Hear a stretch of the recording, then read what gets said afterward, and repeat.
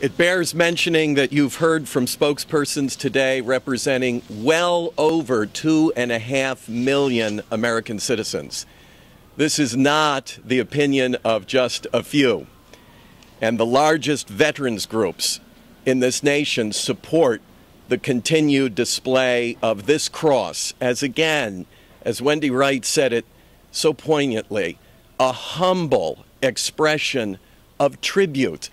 If you could see this, and perhaps some of us here have traveled into the desert to actually see this cross, I was stunned at how small, how unremarkable it is. And in its humility, it makes an even more profound statement. Let's recall the history here. These were veterans who had recovered from battle injuries and illnesses in the desert, where it was thought the dry air would contribute to their recovery. And they returned decades later to that same lonely desert to remember their fallen brethren who did not make it as they had. So this is the most touching and most profound of human expressions of honor and tribute. And to have it covered by, as Wendy said so aptly, ugly plywood. And let's face it, it's hideous. It's insulting. And I have to give you this little anecdote. While I was there in the desert, you don't sweat in the desert, it's too dry, but it was hot, 105 degrees in the blazing sun.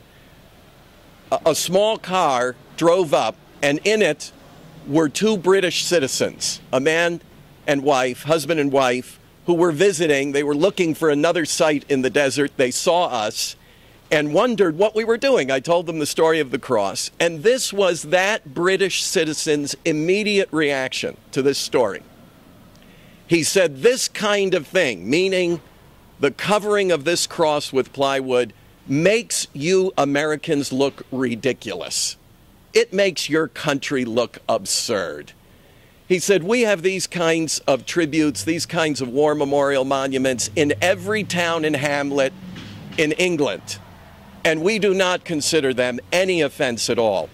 And I echoed that. I told him that my Jewish uncle, for whom I am named, Captain Robert L. Schenck, who gave his life in service to this country in the Korean conflict, and for whom I am named, honored, for a man who gave his all for his country.